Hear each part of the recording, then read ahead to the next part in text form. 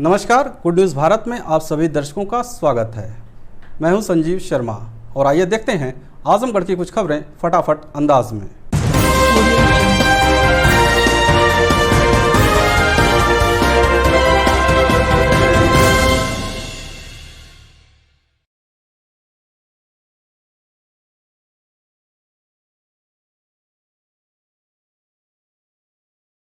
हर्ष firing पर रोक के बावजूद लोग मानने को तैयार नहीं। आए दिन हर्ष फायरिंग के दौरान घटनाएं देखने और सुनने को मिल रहा है।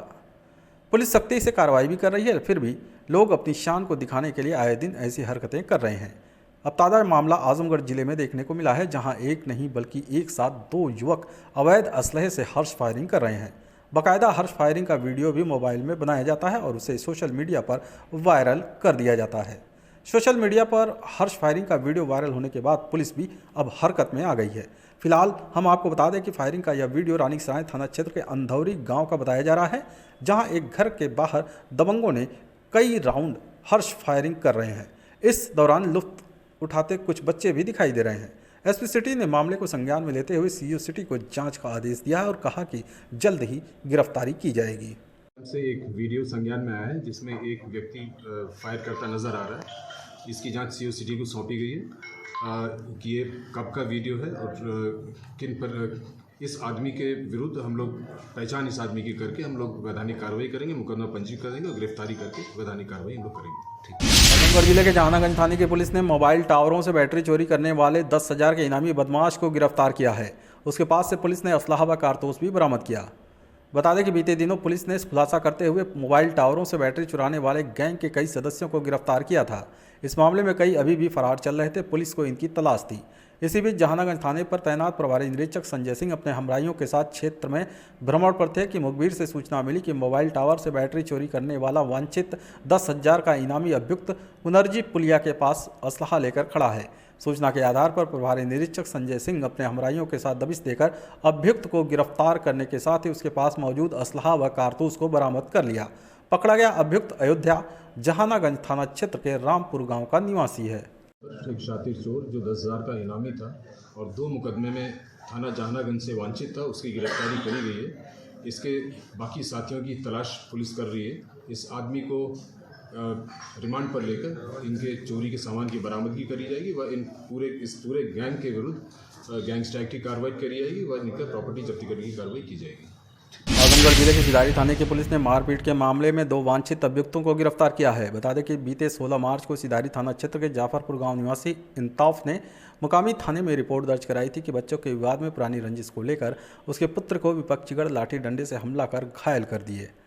पुलिस रिपोर्ट दर्ज कर आरोपियों की तलाश में जुट गई। इसी बीच सिधारी थाने पर तैनात उप निरीक्षक अवधेश कुमार अपने हमराइयों के साथ क्षेत्र में भ्रमण पर थे कि मुखबिर से सूचना मिली कि मारपीट के मामले में 2 वांछित अभियुक्त जाफरपुर हाइडिल चौराहे पर मौजूद हैं। सूचना के आधार पर उप निरीक्षक अवधेश कुमार अपने हमराइयों के साथ दबिश देकर अभियुक्तों को गिरफ्तार कर लिया। पकड़े गए अभियुक्तों में जाकिर सिधारी थाना क्षेत्र के जाफरपुर गाँव का निवासी है, जबकि अजीम जीएनपुर कोतवाली क्षेत्र के खालिसपुर गाँव का निवासी है। आजमगढ़ जिले की दीदारगंज थाने की पुलिस ने नाबालिग किशोरी को बहला फुसलाकर भगा ले जाने के मामले में वांछित अभियुक्त को गिरफ्तार किया है। बता दें कि बीते 5 मार्च को दीदारगंज थाना क्षेत्र के गांव निवासी व्यक्ति ने मुकामी थाने में रिपोर्ट दर्ज कराई थी कि उसकी नाबालिग पुत्री को एक युवक बहला फुसलाकर भगा ले गया। पुलिस रिपोर्ट दर्ज कर आरोपी की तलाश में जुट गई। इसी बीच दीदारगंज थाने पर तैनात उप निरीक्षक अरविंद कुमार यादव को मुखबिर से सूचना मिली कि किशोरी को भगाने वाला वांछित अभियुक्त क्षेत्र के कुशलगांवा स्थित स्टेट बैंक के पास मौजूद है। सूचना के आधार पर उप निरीक्षक अरविंद कुमार यादव अपने हमराइयों के साथ दबिश देकर अभियुक्त अजय को गिरफ्तार कर लिया। आजमगढ़ जिले के मेहनगर थाने की पुलिस ने 2 किलो 840 ग्राम गांजा के साथ एक अभियुक्त को गिरफ्तार किया है। बता दें कि पुलिस अधीक्षक अनुराग आर के निर्देश पर अपराध व अपराधियों के खिलाफ चलाए जा रहे अभियान के क्रम में मेहनगर थाने पर तैनात उप निरीक्षक कन्हैया लाल मौर्य अपने हमराइयों के साथ क्षेत्र में भ्रमण पर थे कि इसी बीच मुखबिर से सूचना मिली कि एक व्यक्ति जिगनी पुलिया के पास गांजा लेकर मौजूद है। सूचना के आधार पर उप निरीक्षक कन्हैया लाल मौर्य अपने हमराइयों के साथ दबिश देकर अभियुक्त को गिरफ्तार करने के साथ ही उसके पास मौजूद 2 किलो 840 ग्राम गांजा को बरामद कर लिया। पकड़ा गया अभियुक्त महेश यादव मेहनगर थाना क्षेत्र के असौसा गांव का निवासी है। आजमगढ़ जिले के मुबारकपुर थाने की पुलिस ने महिला के साथ छेड़खानी व दुष्कर्म प्रयास के मामले में वांछित अभियुक्त को गिरफ्तार किया है। बता दें कि मुबारकपुर थाना क्षेत्र के एक मोहल्ला निवासी महिला ने मुकामी थाने में रिपोर्ट दर्ज कराई थी कि एक युवक उसके साथ छेड़खानी किया और जबरदस्ती दुष्कर्म करने का प्रयास किया। विरोध करने पर जान माल की धमकी दी। पुलिस रिपोर्ट दर्ज कर आरोपी की तलाश में जुट गई। इसी बीच उप निरीक्षक राजीव कुमार सिंह को मुखबिर से सूचना मिली कि महिला के साथ छेड़खानी व दुष्कर्म प्रयास के मामले में वांछित अभियुक्त चकसिट्टी साहब का पंजा ईदगाह के पास मौजूद है, जो कहीं भागने की फिराक में है। सूचना के आधार पर उप निरीक्षक राजीव कुमार सिंह अपने हमराइयों के साथ दबिश देकर अभियुक्त अपालू उर्फ अहमद नवाज को गिरफ्तार कर लिया। आजमगढ़ जिले के जीयनपुर कोतवाली पुलिस ने असलाहा व कारतूस के साथ एक अभियुक्त को गिरफ्तार किया है। बता दें कि पुलिस अधीक्षक अनुराग आर के निर्देश पर अपराध व अपराधियों के खिलाफ चलाए जा रहे अभियान के क्रम में जीयनपुर कोतवाली पर तैनात उप निरीक्षक मदन कुमार गुप्ता अपने हमराइयों के साथ क्षेत्र में भ्रमण पर थे कि इसी बीच मुखबिर से सूचना मिली कि एक युवक असलाहा लेकर महावतगढ़ पुलिया पोखरा के पास खड़ा है, जो किसी घटना को अंजाम देने की फिराक में है। सूचना के आधार पर उप निरीक्षक मदन कुमार गुप्ता अपने हमराइयों के साथ दबिश देकर अभियुक्त को गिरफ्तार करने के साथ ही उसके पास मौजूद असलाहा व कारतूस को बरामद कर लिया। पकड़ा गया अभियुक्त रोहित चौहान जीयनपुर कोतवाली क्षेत्र के महावतगढ़ गांव का निवासी है।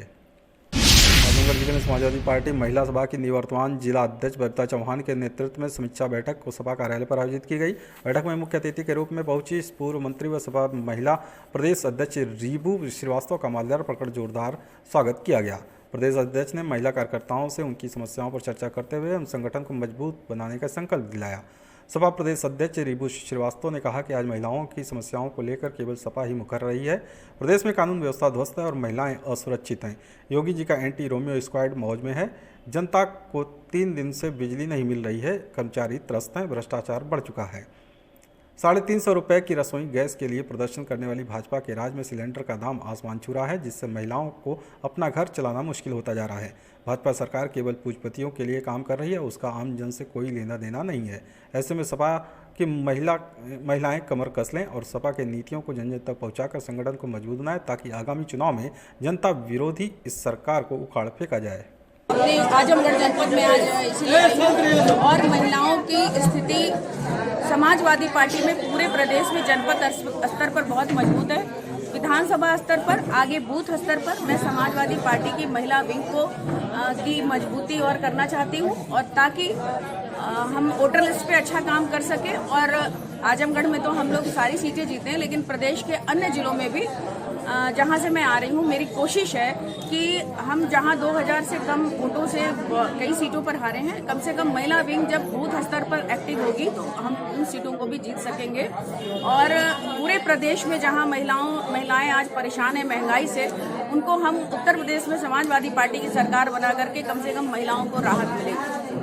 आजमगढ़ जिले के पूर्वांचल एक्सप्रेसवे के किनारे आजमगढ़ सुल्तानपुर बॉर्डर के खंडौरा, अड़ीका, खुरचंदा, छज्जोपट्टी, भिलारा, बरामदपुर, कलवारी बांध गांव के किसानों की बैठक विंध्येश्वर इंटर कॉलेज तुलसी नगर खंडौरा के पास की गई। बैठक में 22, 23 और 26 फरवरी को प्रशासनिक अधिकारियों और राजस्व कर्मियों द्वारा जमीन के सर्वे और सोशल मीडिया में वायरल नक्शे की वजह से क्षेत्र के किसान मजदूर परेशान हैं कि उनकी जमीनें छीनने की साजिश हो रही है। किसानों ने कहा कि अफवाह है कि हजारों एकड़ उनकी जमीनों का सर्वे कर लिया गया है।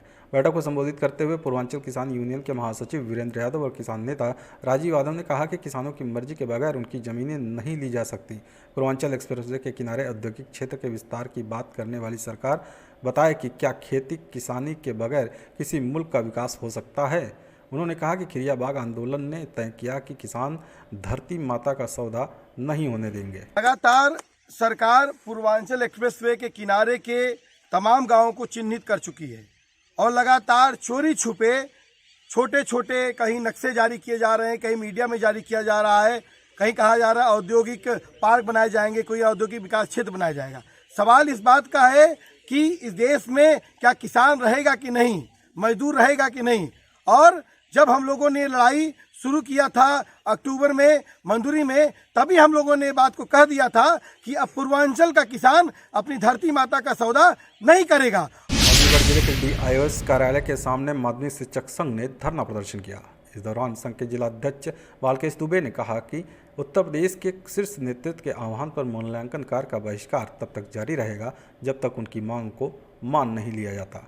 उन्होंने कहा कि पुरानी पेंशन योजना लागू करने और अवशेष पारिश्रमिक भुगतान लेने का सभी शिक्षक संकल्प लेते हैं।